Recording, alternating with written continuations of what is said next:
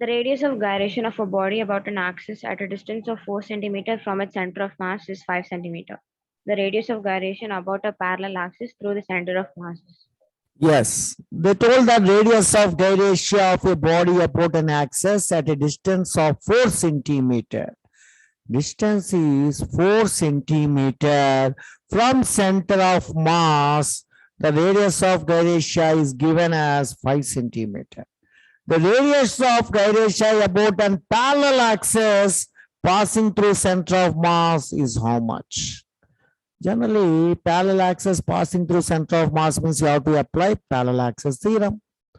So what I heard about parallel axis theorem, my formula for that is I is equal to IC plus mx square.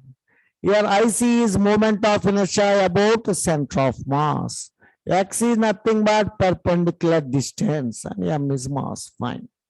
So here I can be written as mk square. IC can be written as mkc square plus mx square. So this is the formula for parallel axis theorem. In the place of I wrote mk square. K is radius of gyration passing through that axis, and kc is moment of inertia. Kc is a radius of gyration of that what axis you are taking, which is passing through center of mass. This is a parallel axis to the I. And here x is perpendicular distance. Everywhere if I cancel m, I can write as k square is equal to kc square plus x square, or simply I can write kc is equal to square root of k square minus x square. K square minus x square means obviously what we are going to notice here, the value of k value is how much? K value 5 and this is 3, then kc is equal to square root of 5 and 4. So 5 square minus 4 square is nothing but 3. This is my answer for moment the radius of gyration of the axis which is passing through center of mass. So my answer is 3 centimeters, fourth option. Is it clear, kids? Yes, sir. This is one model problem. And Priyanka, can you read this question?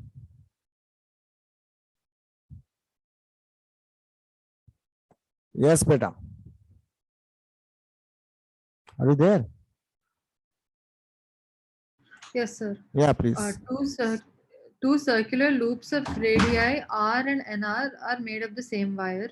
If their moment of inertia about the normal axis through the center are in the ratio 1:8, the value of n is. So two circular loops are there. One is having radius is how much r. Other one is having radius is nr. So now moment of inertia about their normal axis through center of mass are in the ratio, that is a I1 by I2 is 1:8. The value of n is equal to how much? For this problem to solve, we have to know that first of all, moment of inertia of circular loop passing through center and normal, passing through center and normal. What is the formula we have? Simply mr square. Because a loop is nothing but a ring. So we can write mr square. Fine, mr square is a cool formula. Okay, we are writing the radius as capital R. Fine, let me put it as capital R. Already I mentioned as capital R. So let me take radius as capital R. So mr square, fine. So here, what is mass? Mass is nothing but density into volume. Volume is nothing but square loop. What is the square loop? Volume means it is nothing but 2 pi r into cross-sectional area. Here A is not area, cross-sectional area. Because loop, this cross-sectional area, when we are taking a loop here, this is cross-sectional area, and this is a capital R. So cross-sectional area, we can keep it aside. And rho is density, I'm keeping it aside because both are made up of same material. They don't have any difference, 2 pi I can write. And from this information, mass is proportional to R. Mass is proportional to R. So I can write here I is proportional to mr square, and here what I notice here is mass is proportional to R, and in the place of mass I'm writing now one more R. So what happens here? R into R square. So what should I write? When R into R square means it is R cube. So what should I write now?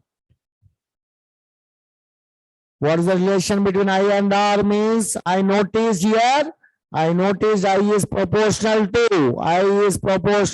R cube.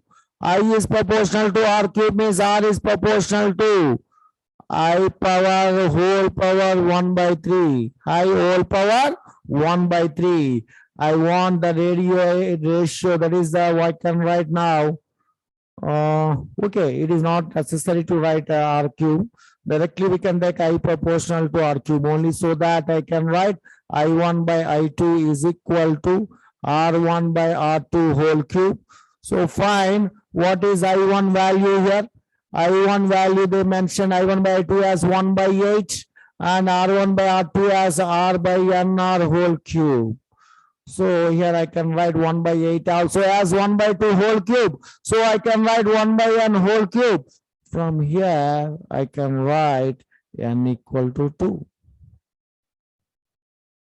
Finally, my answer I got as n is equal to 2. See here once how I handle the situation. So in this question they mentioned that the two circular loops of radii R and N are made of same wire, so material is same. Both the materials are same. So here moment of inertia ratio they gave radius, one is R, other one is NR. The main thing here you have to notice is the mass can be written as density into volume. What is the volume of the ring? Volume of the ring is 2 pi R into cross-sectional area. Don't call area, cross-sectional area. This is the volume of ring.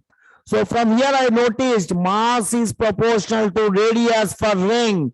For ring mass is proportional to radius. I noticed I is mr square. In the place of m also I wrote R. From here I notice I is proportional to R cube. So I can simply write I1 by I2 is R1 by R2 whole cube. There's R by NR whole cube. I1 by I2 is 1 by 8.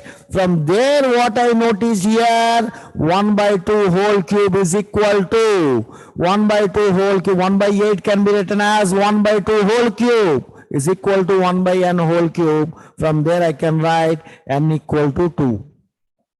I hope it is clear now. Is it clear, kids?